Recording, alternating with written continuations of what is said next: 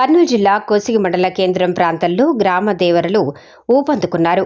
గ్రామాన్ని రోగపీడల నుంచి, దుష్ట శక్తుల నుంచి కాపాడే గ్రామదేవతకు ప్రజలు నైవేద్య బలాలతో పూజించి తమ గ్రామాన్ని దుష్ట శక్తుల నుంచి, రోగపీడల నుంచి కాపాడమని వేడుకోవటం తాతల కాలం నుండి వస్తున్న ఆచారం. దేవరలలో భాగంగా భక్తులు అమ్మవారికి పొట్టేళ్లను బలిగా అర్పించి నైవేద్యం పెట్టడం ఆనవాయితీ.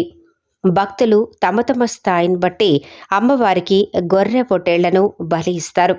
ఇందులో భాగంగా కర్నూలు జిల్లా కోసిగి మండలంలోని కోసిగి గ్రామానికి చెందిన చింతలాగిని నర్సారెడ్డి దేవరలో అమ్మవారికి బలి ఇవ్వటానికి ఏకంగా 1,36,000 రూపాయలు ధర వెచ్చించి కర్ణాటక రాష్ట్రం బాగలకోట జిల్లా అమ్మినగడ్డ సంత నుండి భారీ పొట్టేళ్లను తీసుకొచ్చారు.